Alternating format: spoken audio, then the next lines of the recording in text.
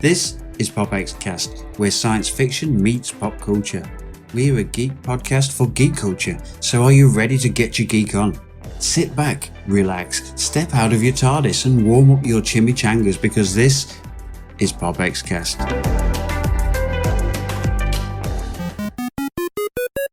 You are listening to PopXcast, where science fiction meets pop culture. Captain's log supplemental. PopXcast.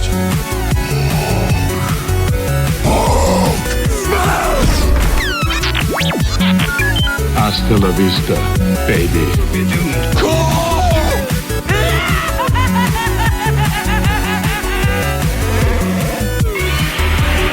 By the power of Grayskull, Autobots, transform. Excelsior! Hey guys, welcome to PopX, where science fiction meets pop culture. I'm Austin Burke, your Appalachian geek at heart. We'd like to welcome everyone joining us live in the PopX.live chat room. Come hang out with us and join the conversation at PopXcast.com. If this is your first time tuning in to PopX, the first 20 minutes or so, we run down the headlines since our last show, and then we dive into the show topic at the halfway point. I am joined by Joseph Burke. Joe, how you doing? Oh my God, dude, I am doing fantastic. Happy New Year, Team PopX. Happy New Year. Happy New Year. Is it? Can we still technically do that on the 12th? Oh, yeah. I think you have never like too late. full 30 days. Of Yeah, saying a 31-day window, right? We can still do that. 30, Okay. 31. Okay. Well, to all of our amazing, faithful listeners and subscribers out there over on YouTube and Facebook Live, hey guys, Happy New Year. It is good to be back here in 2020, PopX in 2020. Lindsay Badger, you helped me start this thing in 2016. Isn't it crazy? We're in 2020 now. What the heck? My mind is blown. We are a product of Blab that is still going. Our precious baby. How does that happen? So much. I know, right? Oh my gosh. Well, listen, guys, I'm your host, Joseph Burke, Central Florida's seasoned comic book nerd and retro enthusiast. And yes, I do consider myself a nerd. I saw an article the other day that the word nerd is becoming one of those words now that's a trigger word for society. Well, guess what? Oh. I am a nerd, and I'm proud of it. So there you go. Put that in your tailpipe and smoke it. But we're a part of an amazing network of creative collectives from the vast expanse known only as the creative multiverse. I do want to pause for a minute and say for this week, we are now streaming directly to the creative multiverse in our private Facebook group. If you are a creative and you are part of the artuary that is going on right now, welcome, guys. This is the other side of what the creative multiverse is. We are also a podcast streaming network as Can well. I just say that we have some super duper talented people. It has over been at Multiverse. fantastic seeing the artwork that these people are coming up with. Yeah. And it's not just drawings. No. Oh, no. We've had video. We've had knitting. We've had Poetry.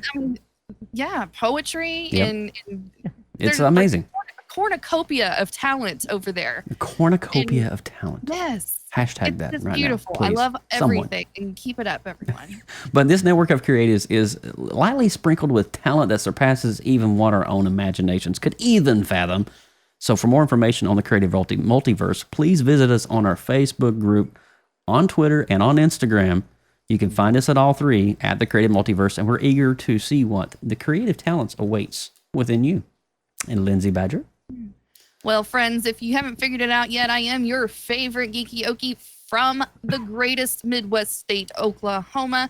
And if you missed the last episode, like I did, unfortunately, but I did catch the replay of episode 104, where we talked about Star Wars, The Rise of Skywalker. Make sure you go over to our official website at popxcast.com for this and all of the other great past shows from the PopX Collective Archive. And also, before you leave, make sure you head over to Google Play or iTunes after tonight's show and click on that wonderful, super awesome, happy, shiny subscribe button and catch up on some amazing shows from the PopX Archive. And, you know, give us some love with that 5-star rating. Give us and some review. TLC, please. That'd be great. It just gives us so much. It makes me feel good waking up and seeing that we've had somebody else review our podcast. I'm just, I'm going to throw that out there. Yes. But, yeah.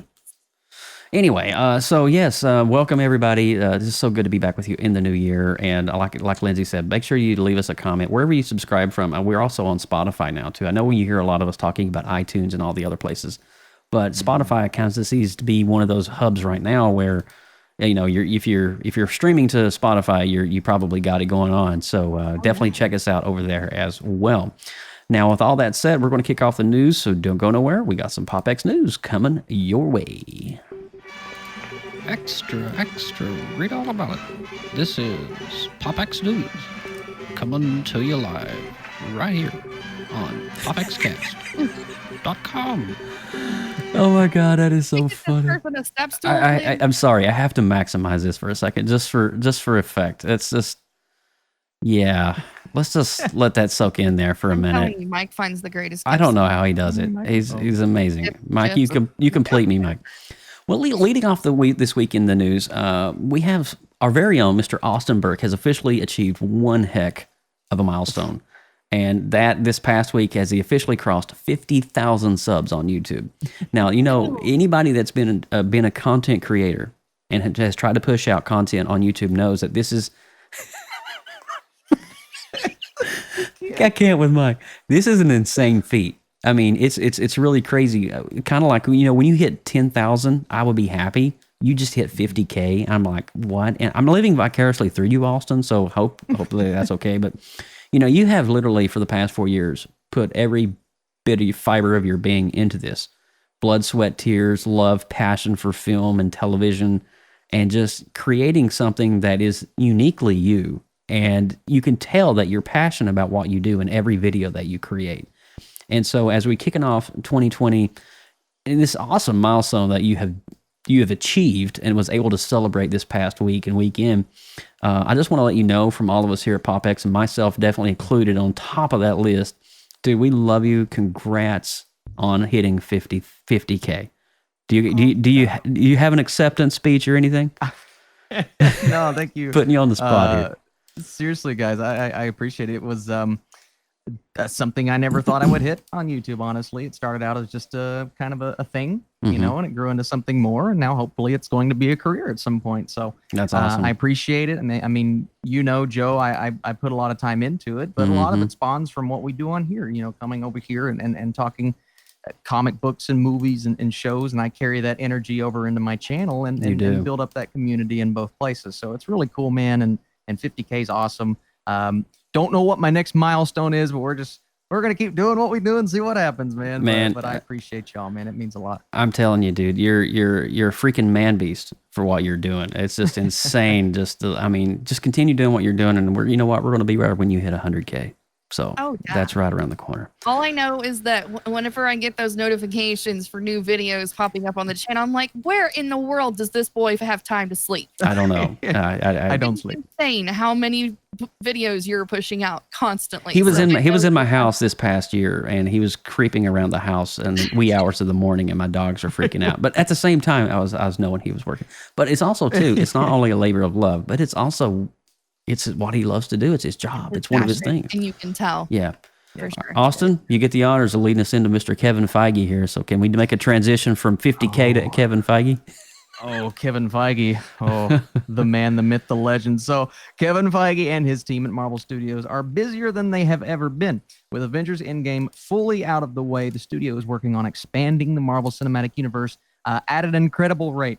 Largely thanks in part to the addition of Disney Plus. So the production house is so busy, the entire next phase of the MCU very well could be filmed by the end of this year. Whoa. Just 18 months after it was first announced at San Diego Comic-Con in 2019. This is, and we're talking, not necessarily superhero fatigue, comic book fatigue, but this is a lot, right? So how do you all feel about the fact that we are expanding this from 23 movies into multiple shows and even more movies than we've ever had? All right, I'll hit this up first. I think this is a pretty awesome feat because now they have Disney Plus. They have a platform and a medium that they never had 2 years ago. to create content, and we're starting to see some of that content filter out. I mean, we all fell in love with Mandalorian this past winter in the Christmas season, right? I mean, who could not wait for Friday to drop and we saw the next episode of Mandalorian? Because I know I was sitting there.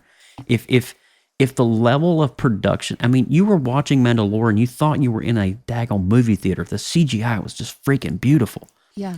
And imagine with me for a minute what the Falcon and Winter Soldier, WandaVision, and the Loki spinoff series, what this is going to do for people that used to like, oh, did you see Marvel Agents of S.H.I.E.L.D. this week, how it tied into Thor Dark World and blah, blah, blah, blah. Now, yeah, imagine what that's going to do for the next phase of Marvel. All that tied into that one episode of WandaVision where she had that flashback, whatever. I know I'm saying hypothetically, but it's all going to be so interesting. Dude, I am freaking stoked for this. Lindsay, what about you?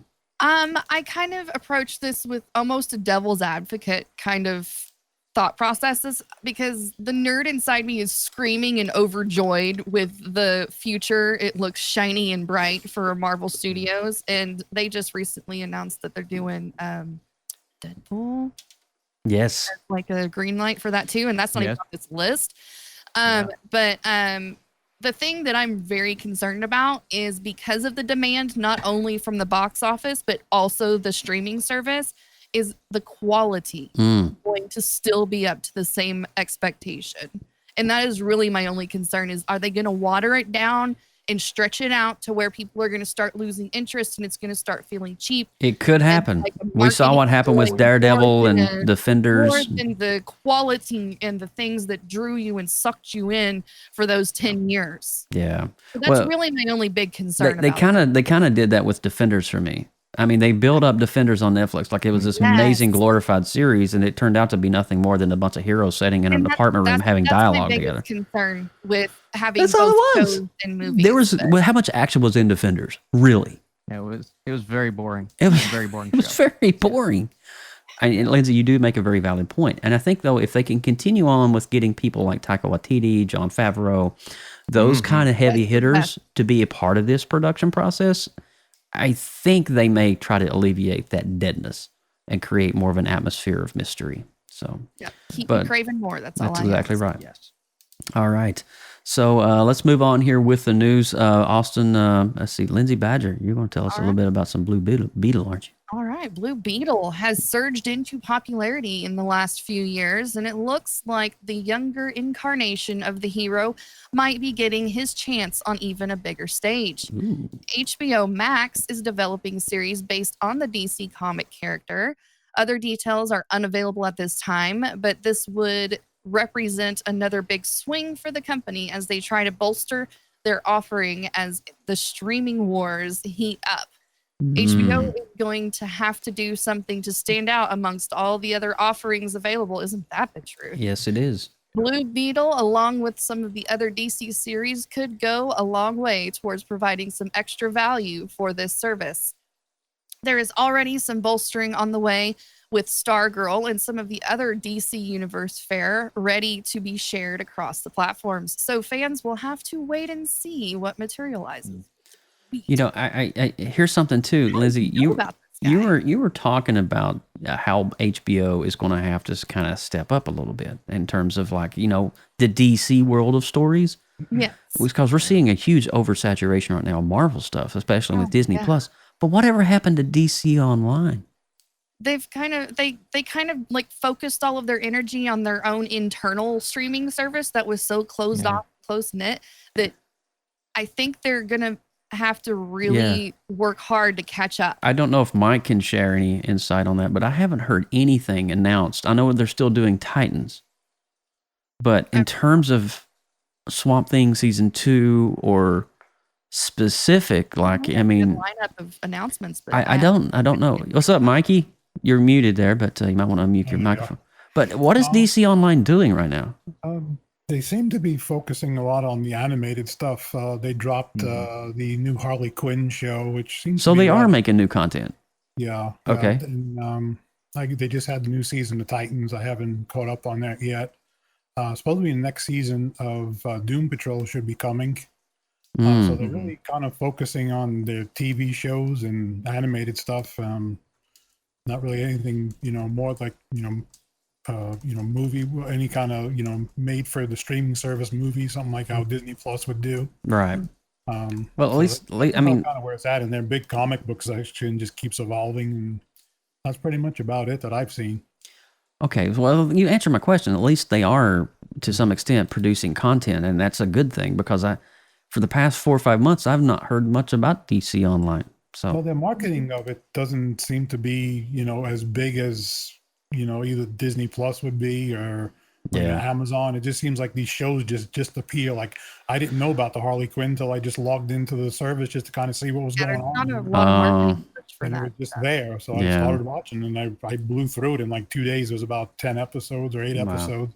I actually thought it was quite good. I mean, it's not for younger audiences. It's it's an adult, okay. Animated type show, but it's actually quite good. They should have. It's almost like Netflix marketing. You just throw it on there, and hopefully you find it. I know they're getting ready to release Red Sun, which is the story of if Superman was a Russian-born native. And so if you're never familiar with Red Sun, they're getting ready to release that on Warner Brothers Animated. So that should be dropping on DC Online soon. All right, cool, Mike. Thanks, dude. And so continuing on with the news this week, we got American comedy legend Mr. Buck Henry has passed away following a heart attack. Now, the veteran writer had worked on Saturday Night Live, one of my favorite shows, and created the beloved spy comedy Get Smart. We all remember that. He was 89 years old. Now, Henry also wrote The Graduate, widely regarded as one of the best feature film comedies ever made. Henry also had a writing Emmy for the Get Smart in 1967 and a pair of Oscar nominations, one for adopted screenplay for The Graduate and the other directing 1978's Warren Beatty dramedy Heaven Can Wait. And so definitely some Hollywood royalty crossing the bridge this week. And I definitely want to give a big shout out to all the followers of Rush as well. If you're not in the rock and roll scene, you may have heard the news that one of the greatest drummers of all time passed away this weekend. And if you don't know who the Rush's drummer is, well, then shame on you. You have not. Look at Mike. He is so quick. He's got that pick. Dude, how did he get that pick so quick? My gosh. I actually was going to bring that up, waiting for you to finish because... Mike's got more to say. I forgot to add it to the news. I had it set up and I forgot to put it on the news right after this. This is why Mike has his job. This is why Mike's on it, man. I'm telling you. The greatest band. I mean, up there with the Beatles and Queen and, aren't they Hall of Famers? Yeah. They are. Yeah. Oh, yeah. Years ago, after like 10 years, they finally got in. What a great drummer, dude. And I will say this, that all the Blue Man Group shows across the nation on this past Saturday, all the drummers, especially here in Orlando, I know this because of my friends that are in Orlando, dedicated their show to him as well and to the band Rush. And so they held up their cymbals at half mast. So they took their cymbals off the drums and they held them right over their heart. And so big dude in the drummer community passed away. So a lot of Blue Man Group drummers really looked up. So anyway, moving along. That's some sad news. But Austin, you're up. Let's make it more happy. Make it more happy. 2019, Sony Interactive Entertainment officially announced the PlayStation 5. And since then, it hasn't said much about the next-gen console. However, according to PlayStation boss Jim Ryan, Sony has plenty left to reveal about the console. The tease came during a recent interview with Business Insider Japan, where the head of PlayStation talked about a variety of things. According to Ryan, there are still more unique elements to reveal about the PS5. Further, the PlayStation executive teases that among these elements are the bigger differences that separate it from the previous PlayStation consoles. Each time a new console is released, the processor and graphics improve. Obviously, those are enticing, of course, but we need to have special appeals as well. We already have confirmed the use, and we talked about this a little bit, of a solid-state drive. Having load times that are next to nothing is a major change. 3D audio and the haptic feedback support of the controller are also things that when you try them, you will be surprised at how big a change they are. The bigger differences, we don't know what those are yet. We don't know what those they are have yet to be announced. So the PlayStation 5 is set to release sometime holiday 2020. Now, this is just from what we've discussed, and Joe, we discussed this a ways back, what could be entailed with the PS5. We did. So I want to know your thoughts because you're a big PlayStation guy. Yes, What are you thinking about this, man? Well, I mean, I have every single PlayStation console made, so let me get that out. You know, I'm a little bit of a fanboy of the Sony brand. But the PS5 is definitely going to be a game changer with the haptic feedback and stuff. And there was some patent leaks that came out a couple of months ago on one of their controllers, and it had, have you ever held a PlayStation 4 controller and that big button that's in the middle, like the home button you can click? That's going to be an actual OLED screen. And it's going to give you real-time feedback as you're playing. So you're going to feel things you're going to feel things, buzzes, and triggers as you're playing it. So you're going to get sensory feedback in the game. So think about it when you're playing Call of Duty and your controller shakes and vibrates every time you die and you have to spawn again. Well, with haptic feedback, you're going to get various clicks and sounds and feedback things on the screen that's going to tell you what's going on mid-game. So it's going to be really interesting to see. I mean, I know Xbox also is planning out their next console as well, and they're going to be definitely competing with PlayStation 5. I don't know if they're going to be competing at the same time frame as holiday 2020, but we will see. But one of the things that I'm really super excited for is that they have signed on with NVIDIA to create an exclusive video card chip that is going to be, it's exclusively made for PlayStation. It's a very heavily modified micro video processing chip that is unlike anything that's ever been created in terms of video processing. Couple that with an SSD solid state drive, which means there's no moving parts. That means that the data transfer is going to be almost instantaneously. So when you go and load a game, there's going to be no more bar. It's going to go straight into the game you're playing. So it's going to be insane. And I think couple that with the video processing, the RAM that's going to be added and all that stuff, it's going to be a mean, lean gaming machine, no pun intended. But it's just going to be that. I mean, it's going to be a gamer's paradise. And that's just what they've only announced. Everything else we don't know. How is it going to connect into social media? What's going to be the connectivity features? How is this going to be for, somebody that's on the internet like Ali A? I don't know if you know who that is on YouTube. He's a big gamer. How's it going to affect him? So we'll see. Yeah. I know my household is super pumped about it. Oh yeah. It's already on the Christmas wish lists. Yeah. The day that it gets announced, I'll be at GameStop. All right, here, take my money. You will break the internet on pre-order. I will break the internet on pre-order day. But are you excited for PlayStation 5? Because if you are, please leave a comment down below and let us know. Are you planning on getting it for 2020 this holiday season? If so, what game titles are you excited to see on the PS5? Me personally, I'd have to say Call of Duty, but Joe kind of is partial to that franchise. A little bit of partiality. All right, moving on here. All right, friends. Well, if you are a CW fan, you can breathe a sigh of relief today.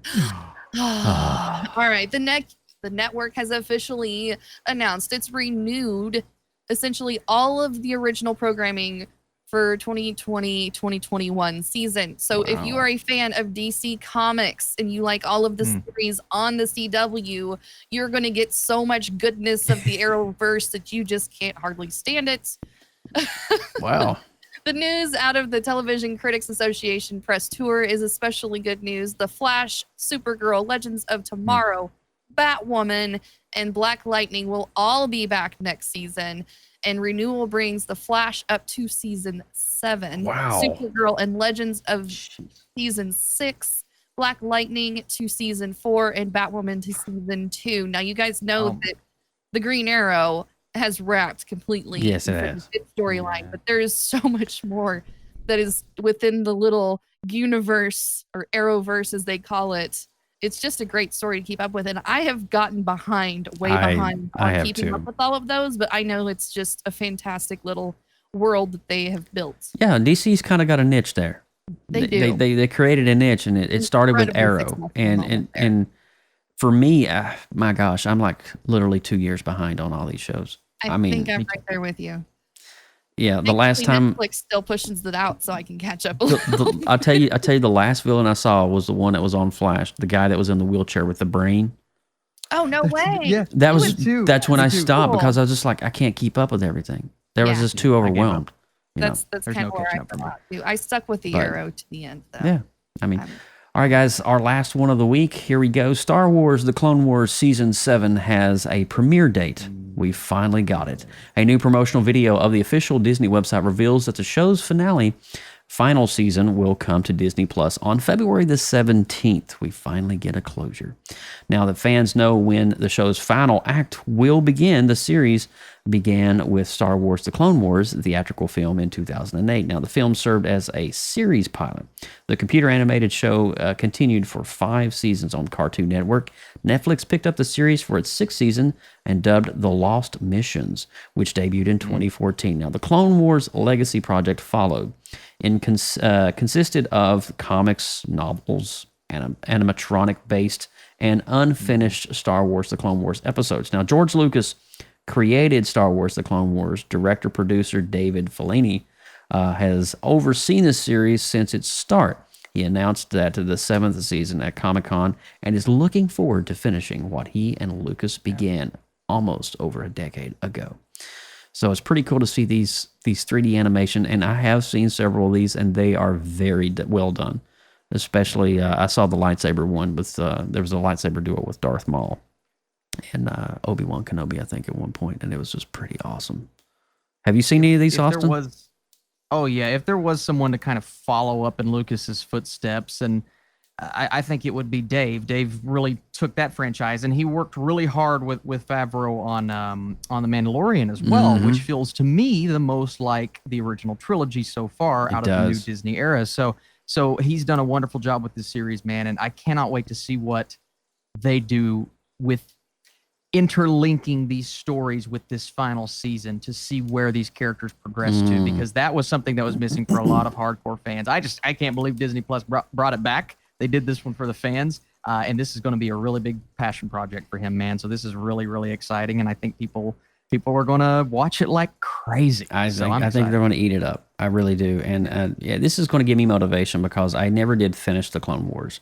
And so now I have a golden opportunity to go back and do that now that it's all on streaming platforms and just readily available. And they're not very long episodes either, so you can get through them pretty easily. Not that you would want to get through them pretty quickly or easily, but they're pretty awesome. So with all that said, guys, we are getting ready to transition now. That's the news for, since the last episode back in December. But, man, we had some really good stuff to talk about this week. And I'm just so excited because when we were getting ready to plan episode 105, I was talking to Mike right at the turn of the year. And he's like, well, let's do a show on the things that we're excited to see in 2020. And I was like, man, that's a good idea. Then Mike went on to say, well, let's just do our top 5 or top 3 things that we are excited for. And I was just sitting there like, okay, cool. I got you. Nice notes. But I was sitting there looking at, let's just do our top 3. Let's share that and just kind of see what we're excited for in the year ahead. And so with that, we're going to go in reverse order. And hopefully, if I want to hear your top 3 as well. If there's something as we're going through these, if what are your top 3 that you're excited for? So if you're in the chat, you're watching this on live, you're on Facebook or wherever, hey, send us a tweet. Let us know what's your top 3 things you're excited for 2020. Okay. All right. So moving on here, let's let ladies first. Let ladies go first. Well, I know whenever I was going through my list, 2020 and also 2021 are going to be jam-packed with good nerdy goodness all through all of the months of the year. So it was super hard for me to whittle down some. And I know that we had some duplicates, so I kind of changed mine up last minute. So we're just going to kind of roll with the punches. Hey, that's fine with me.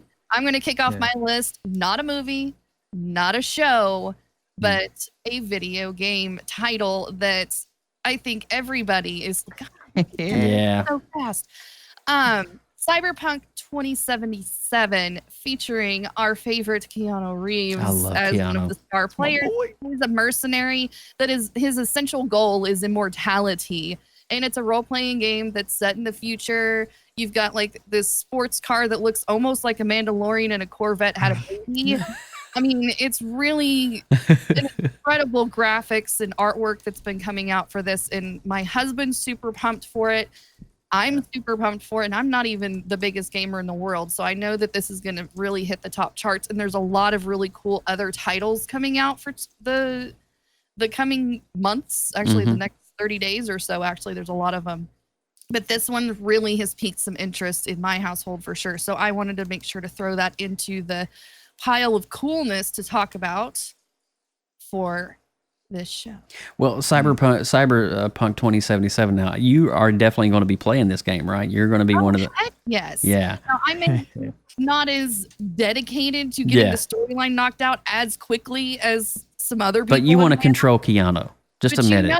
You admit it. Be up in there getting some Keanu love. Some action in there. Yeah. Absolutely. That's awesome. Absolutely. And that's actually a really great pull because, that's the beautiful thing about this show is it's not necessarily TV or film. It can be anything in pop culture in general, or it could be something in your own personal life that you're just excited for. 2020 is a big year for a lot of people. And that's one of the reasons why we wanted to do this, to encourage you. But Cyberpunk, I definitely will feel you there, Badger.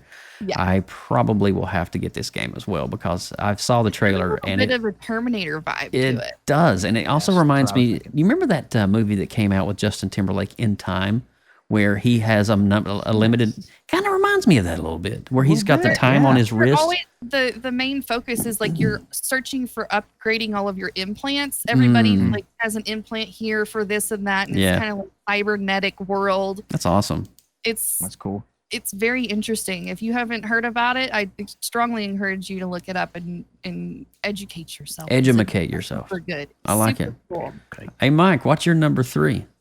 What do you got over there, Mike? Oh, look at him. He's just like, he didn't know I was going to call on him. So I was just, we know. He's on his game, though. Did you see that? Less than a 2-second turnaround. Hard. Dude, I'm telling you. Jump the gun on that. He's got to beat his sweat coming down. All right, what's your number 3, bub? Number 3, we're going to go with CBS All Access Picard. I'm really looking forward to that. Throwback to I grew up on Next Generation. Yes. So it's going to be, a bunch of characters from there, especially also Voyager. So I'm kind of looking forward to it. I know there hasn't been, the greatest response to it so far, but I don't really follow that too much. I'll see for myself. No. Just along the lines with any other thing, So Picard, man. Negatives and positive to it. So I'm kind of looking forward to that, and kind of. Well, it got renewed for season 2. Yeah. Already before season 1 is even aired. Mm-hmm. And I was reading an article the other day.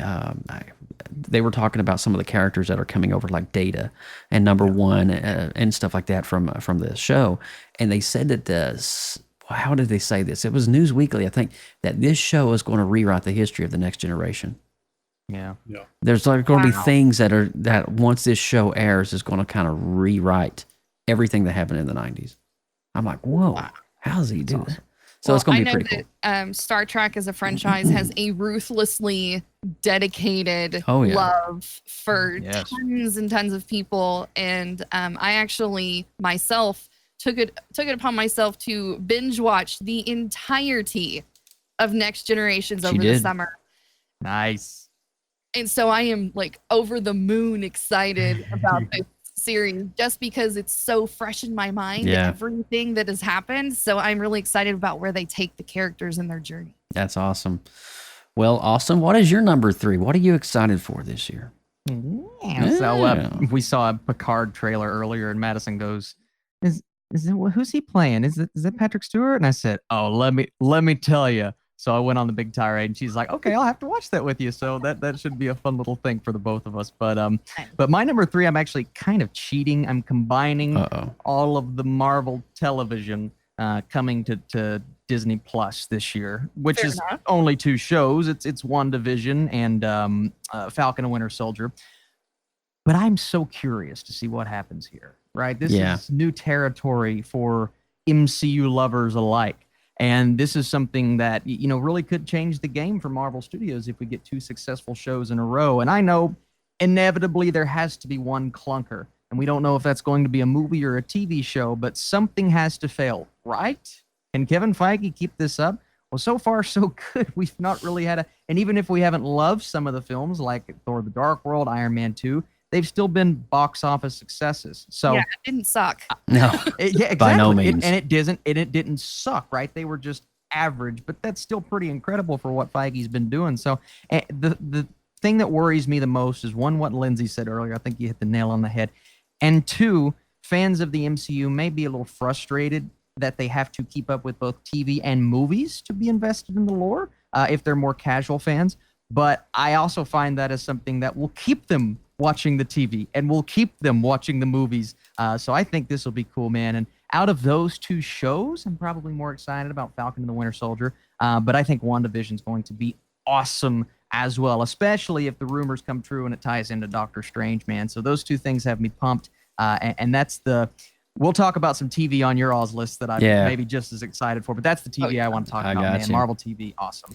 Well, before I share mine, I want to go over to the chat room because one of our faithful subscribers, Mr. Sean Hockney, wanted to share his 3. He said, number 1, I'll go in reverse order. Number 3 is Godzilla versus King Kong. All right, so Kong. Number 2, Top Gun Maverick. He's excited for that one. Yes, that was on my list as well. And number 1, Lego Star Wars: The Skywalker Saga. He's looking for that one. Yeah. So he's excited for that one. Man. Lego anything. Yeah. I love Lego. Who doesn't love Lego? I mean, but Sean, thank you so much for being a faithful subscriber and listener to the show. We appreciate you, man. We love you, dude. All right, so for my number 1, I'm actually excited. This is going to be one of Marvel's heavy hitters coming out, and I actually was so grateful to pick up this book this week. This is The Eternals. This is the first appearance, and you can look at that beautiful Jack Kirby artwork right there. It is just amazing, but I'm excited for The Eternals. I'm excited to see where Marvel can go, because the only way we can go now is to go cosmic. And so at this point, now that in the world post Thanos, what does the heroes and what does the superheroes of Marvel, how do they pick up the pieces and move forward? Yeah. And I think going back to the Eternals and telling the story of the gods of Marvel, the guys who were there before time was, I think it's going to be really interesting to get the story and to see, hopefully we may see the introduction of Galactus or the backstory of the Watchers. I don't know. None of us know. I would love to learn more about the Watchers. I would love to, too. I mean, I know the story about it in the comics, but I would love to see the cinematic adaptation of it. But I think, I was just so blessed. Now, you can get this comic right now at your store. This is what's called a facsimile. Marvel's been doing this all year. They have recreated all of their old vintage comics that are based on things that are current right now. So you think about X-Men, you think about the House of X and everything that they're going through. The Eternals is one of those things. I'm just going to show you a panel. This is all Jack Kirby. Look how beautiful that is. Yeah, man. It's just amazing artwork. The dude was just years ahead of his time. I love his art. Oh, it's beautiful. Well, you can see a lot of his art on some of the backgrounds in Thor Ragnarok, especially when he's. Yes. Oh, yeah. A lot of his artwork. Anyway, moving on. I'm just really excited to see where Marvel can go. I'm excited for Black Widow. Trust me, I can do Scarlet Joe any day of the week.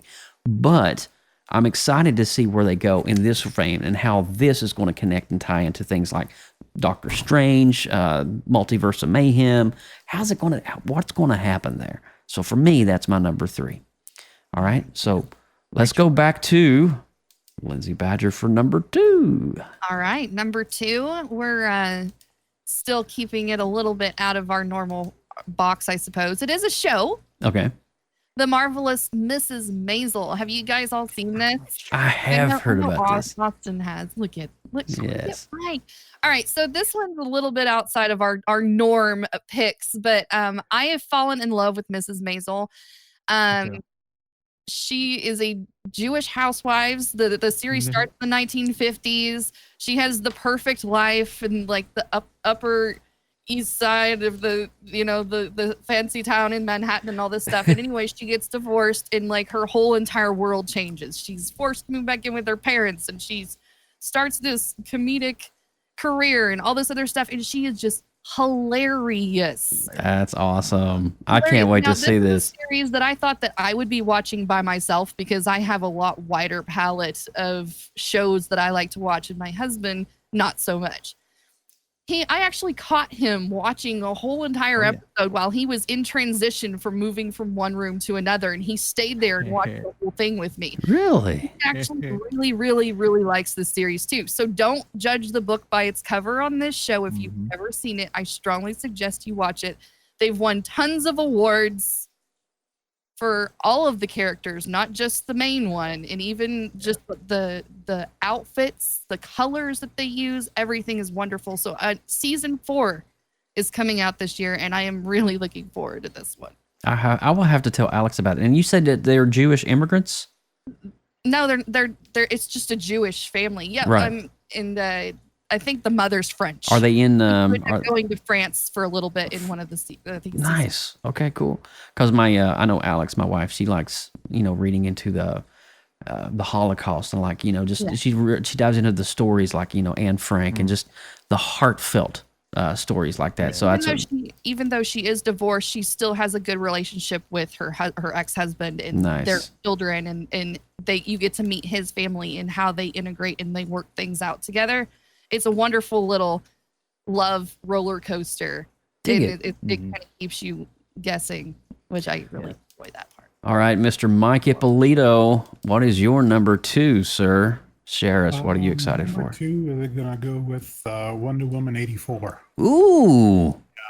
Ooh. Just by the trailer alone, I mean, by that it looks a lot better than the first one. You just wanted to hear the 80s song, right? You just wanted to hear that song. Yeah. We love all the retro goodness. All the retro goodness. Can't beat it. That's a trash can, honey. I'm curious to see how Steve Trevor is going to come back. That's my big question. That's my big question too. Play out, but that was a toss-up between that and the Eternals. But I just kind of leaned a little more since you picked the Eternals. I went with the Wonder Woman on that, and so I'm kind of really looking forward, to that coming out. And it seems to me like. And don't hold me to this. It feels like Wonder Woman is like their cash cow right now because even though Aquaman is years from production again for Aquaman 2, it seems like Wonder Woman is definitely like their definitive. This is a good property. Gal Gadot is a great actress. We got a good thing going on here. Let's not screw this up. And that's kind of like what I'm feeling right now. Like it's their only good thing they have cinematically until the Batman comes out. I won't say anything against Birds of Prey because I think Birds of Prey is probably going to be a very adult type story, if you know what I'm saying. So, I mean, I think if Patty Jenkins knocks this one out, I think she's secured a good spot in the DC universe. Yeah. I think they need to kind of move her in a little bit after this film. If it turns out as good as they're expecting it, they need to move her in a little closer, and she needs to start taking on other projects, in the DC world. I definitely like to see that. She did an amazing job with the first one. Wow. Yeah. I mean, I have to agree with you too. I mean, it was definitely a struggle for me. I was like, oh man, Eternals, Widow, Wonder Woman 84. I'm like, good. Yeah, the lists are hard to make out when you only have to pick 3. Yeah. So it's kind of like all of our picks are all of our lists. Austin Burke, what's your number 2, man? Yeah, that was the fight for me too. Is those 3 films? I ended up going with Eternals, but I talked about Marvel TV instead because I'm like, Joe can talk about Eternals, but man, I cannot wait for that movie. But my number 2 is a Christopher Nolan film. The man behind what I believe to be the greatest comic book movie of all time, in The Dark Knight, and Inception, and Interstellar, and Dunkirk, and name it. It's probably close to a masterpiece. So this is a film that deals with most likely time travel. Now we don't know exactly what it deals with yet. Oh, I know what you're talking about. But it's described as an action epic revolving around international espionage, time travel, evolution, and preventing World War III. Now tell me that doesn't sound exciting. Shut up and the cast, yeah, man, seriously. This is, and it's budgeted at $200 million. Oh, well, this will be fun. Oh, all right. Yeah. So the trailer is so cool because Tenet, of course, what's the word? Is a palindrome, right? If it's so TENET. And just if you look at the title, you can kind of tell where this is going. I feel like there's going to be 2 converging storylines, and they're going to meet in the middle. But here's the thing: in the trailer, Denzel Washington's son, John David Washington, is actually going through time forwards, but time around him is moving backwards. Oh. Yeah. Cars are going in reverse, boats are going in reverse, buildings are crashing the opposite way, and he's being assisted by Robert Pattinson. So this movie looks incredible. Wow. Yeah, man. This could be the next big original film.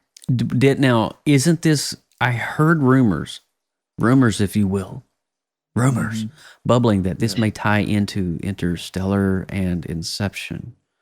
That somehow all of that. This one is connected. And I don't want to throw it out there that it is, but Reddit said that there was rumors that I don't read you can't listen to everything you hear on the internet, but of course. But I heard that somehow in Christopher Nolan's mind that they're all intertwined. If you're making those, yes. Go ahead, Austin. Yes. I kind of predicted it right before this was way back that this could tie into Inception. But if you just compare the two posters, the first poster for Inception and the first poster for Tenet are laid out almost the exact same with the same color and the same font. So to me, there's something going on there. Now, maybe this isn't the case and it's just, Nolan fanboys, but there may be something there. And if that's the case, man, once again, sign me up.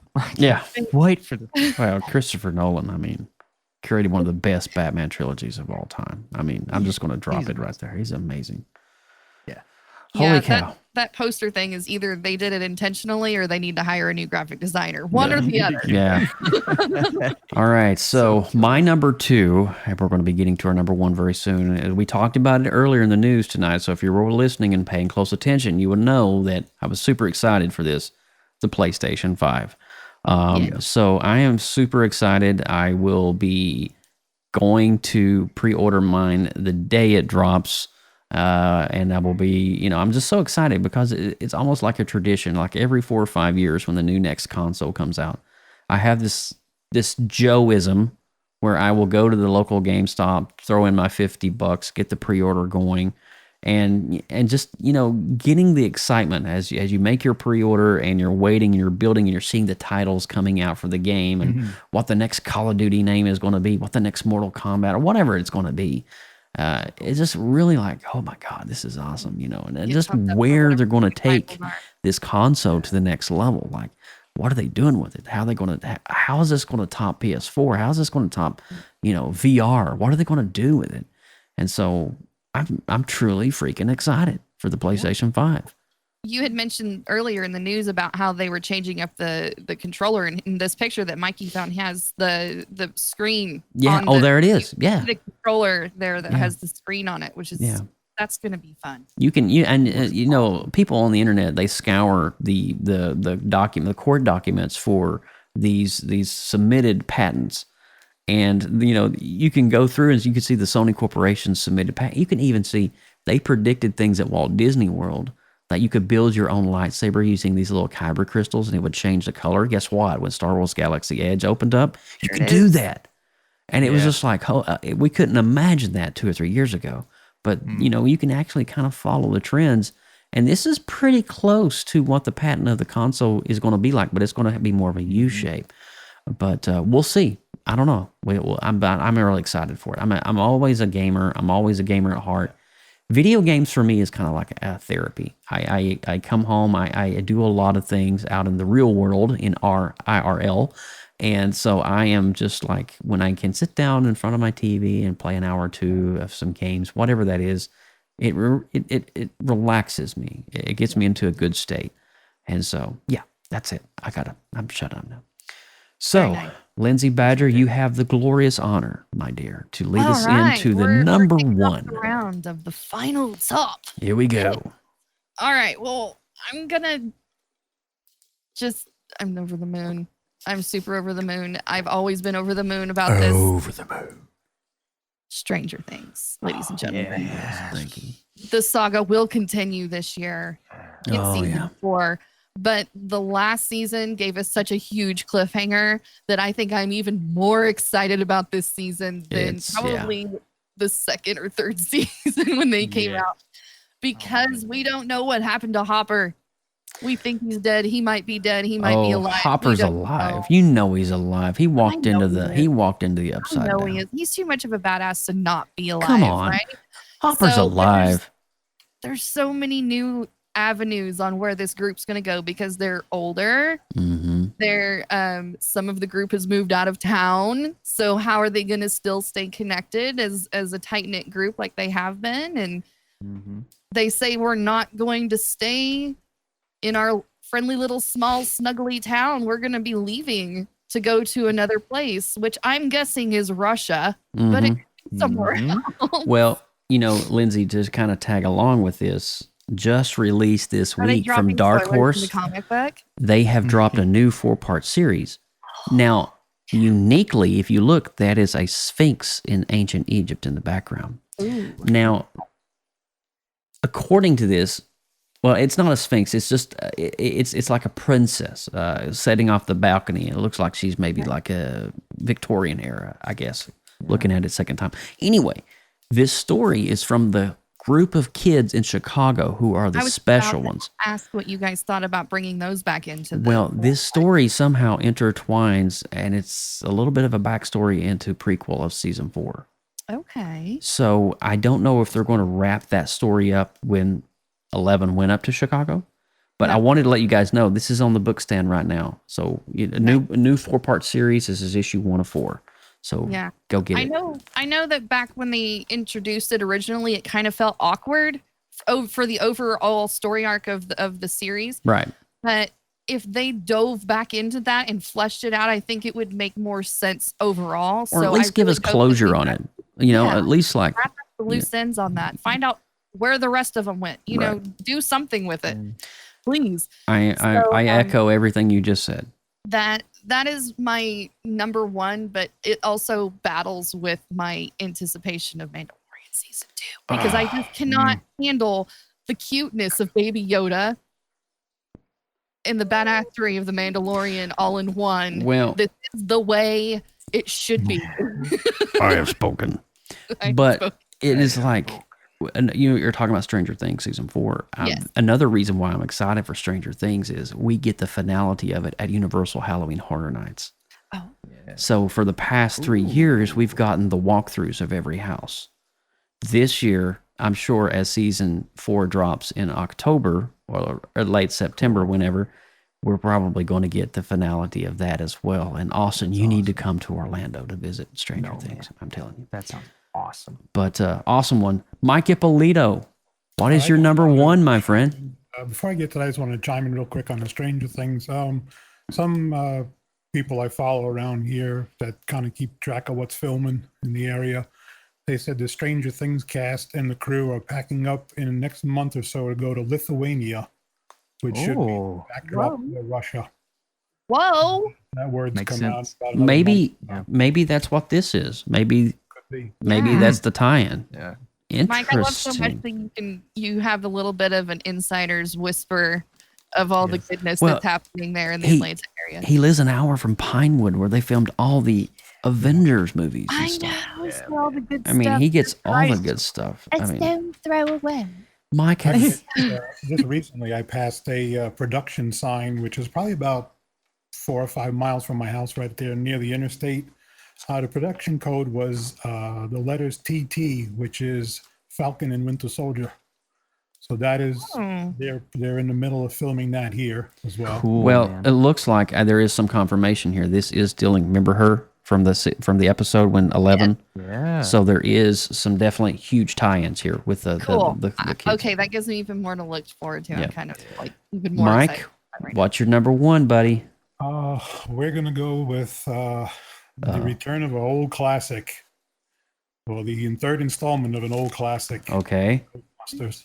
Oh, I must dude. have watched the trailer about 15 times already. Oh man, that new trailer looks so good. I just hope it's done right. From the way the trailer looks, it looks like it's going to be good, and it sounds like it's on track to be good. And even if they transition to the new, just the way I think it looks, I think it's going to be pretty amazing. At least that's what I think it'll be. Well, the Reitman son has took it over, so you know it's going to have a definitely huge heartfelt touch on it. Yeah.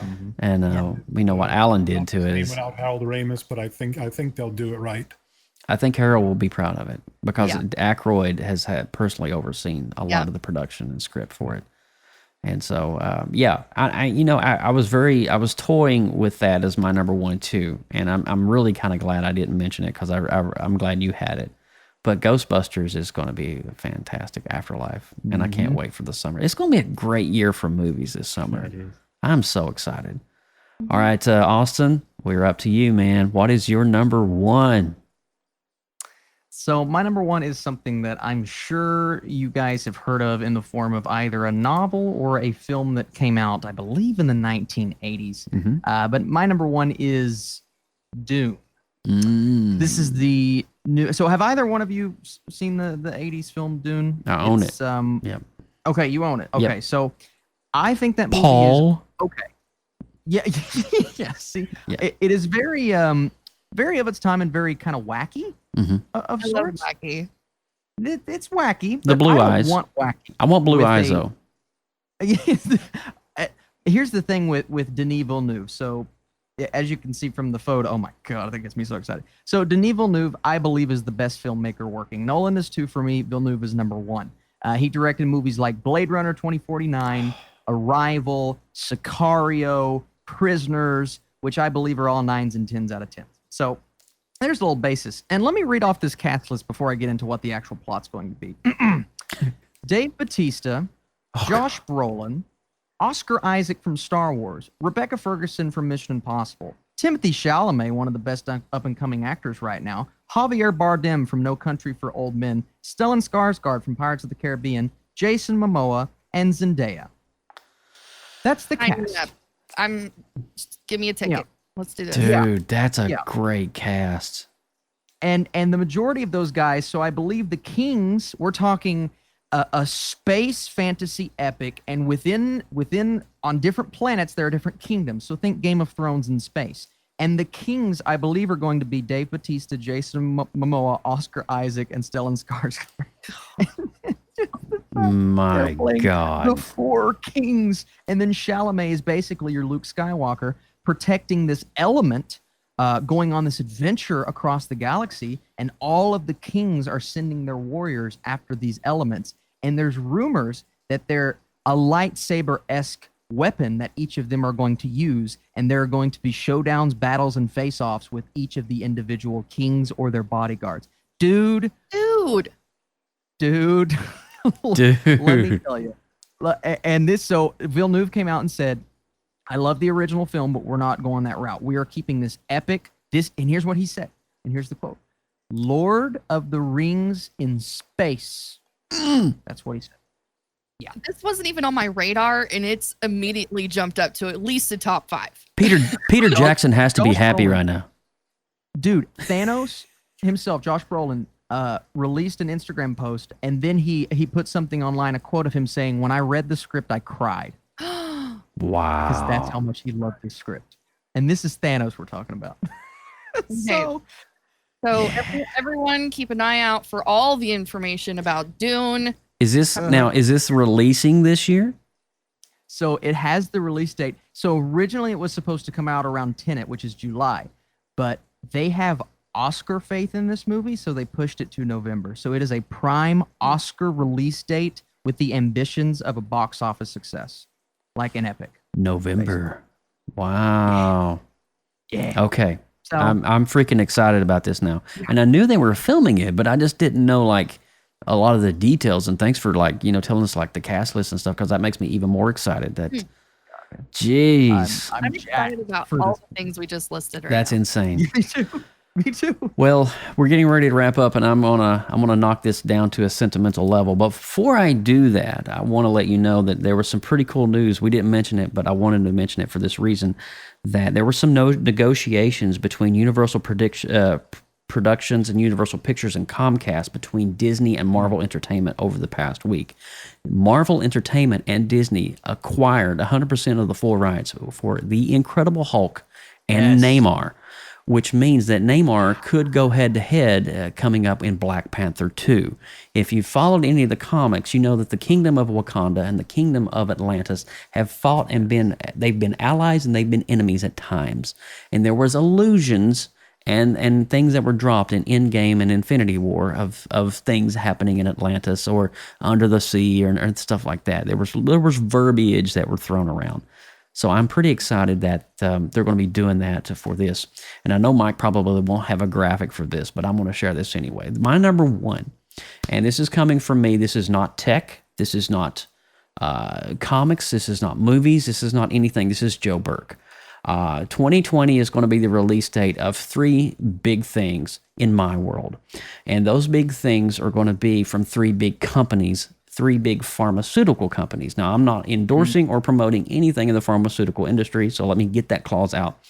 But if you know or have followed me on Instagram or social media, you know that I live with a blood disorder called hemophilia. 2020, the FDA is going to be releasing 3 products on the market that are gene therapies that is going to radically change the way I live life. And they're using the word cure for the first time.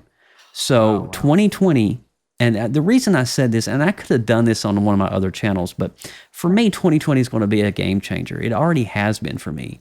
But the fact that these products are coming out and it's a one-time infusion and I will never have another problem for the rest of my life, that's a big deal. And so 2020 is going to be another year for me to where things are going to be fresh and new. And so if you're following these out, there'll be BioMarin, Spark Therapeutics, and Sargarona are the other 3 main competitors for this. But be following that 2020. This is the first time that the FDA will be approving a gene therapy in the United States of America. That is amazing. And yours truly is at the top of the list. So there we go. So that's what I wanted to share with you guys. And so a little personal note, that's my number 1. I was struggling to share with that. I was like, should I say this?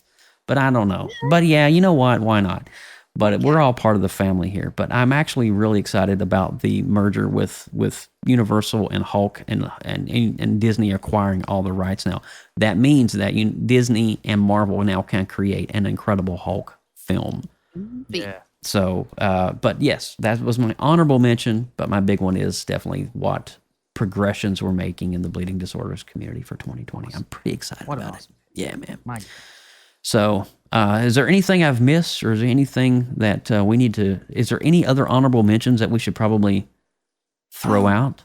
There's so many things out there. I can't. I was sitting here racking my brain today. I was like, man, there's so much. I could do a top 10 list. I mean, there's stuff we would be here all night. It's just like, what? There's like stuff that's been pushed back to 2021 that, like Guardians 3 or the Witcher season. They're kind of like, I don't know, 2021. I don't know when it's going to happen, but it'll happen. There's all of these things that are kind of like, we don't know when exactly they're coming out. So I didn't put it on the list. What you got? We got Austin. Masters of the Universe series on Netflix. I believe that is scheduled for this year. Yes. Kevin Smith. There you go. Yeah. Is it now? Is that is a live action or animated? It is animated, but it's also described as being the art style of a Japanese anime, which is really cool. But it also ties into the 80s television show. It's supposed to tell everyone what happened afterwards. Interesting.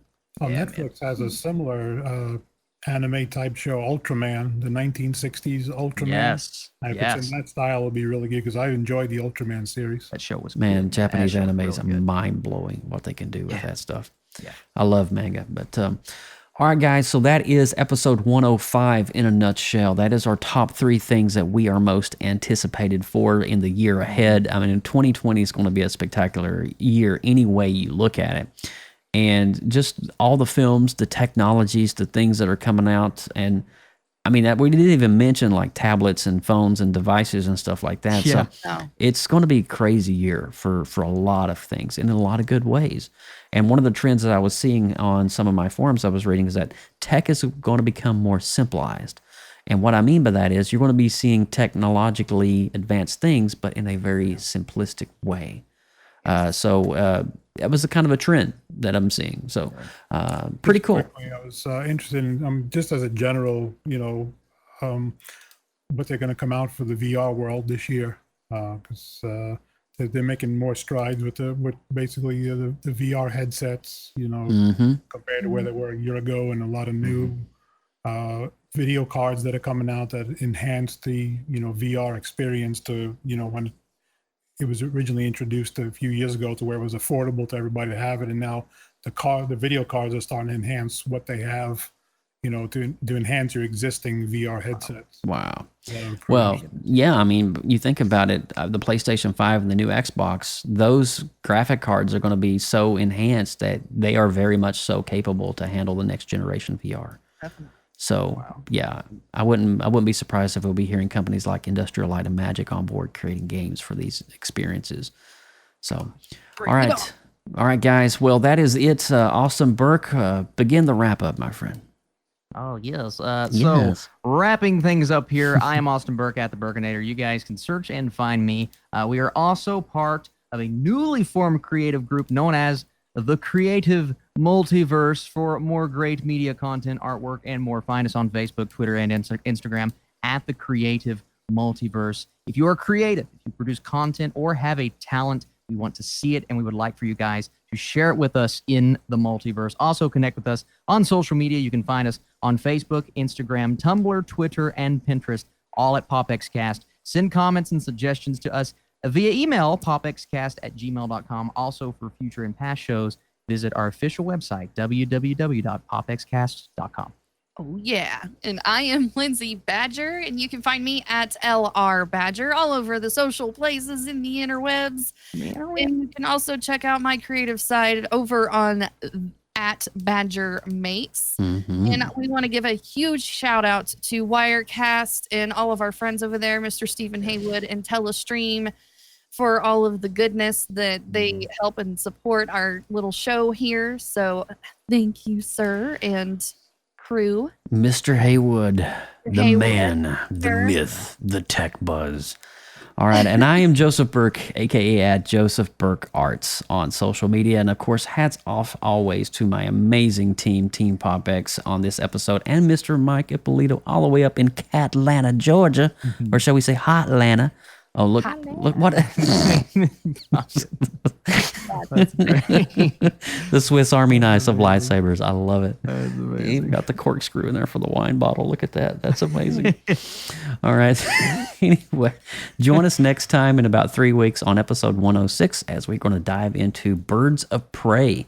We're going to be talking about, I guess, the first official comic movie of 2020 as Margot Robbie reprises her role of Harley Quinn for Mr. J. And so we're going to be discussing that film, and it's going to be really awesome. And so join us for that. And guys, welcome. It's 2020. Happy New Year. I hope you guys are having a great start to your year, and it's going to be another great year of PopX here on PopXcast. So thanks for listening. Thanks for downloading. And from all of us here, we'll see you next time. Bye-bye. Bye.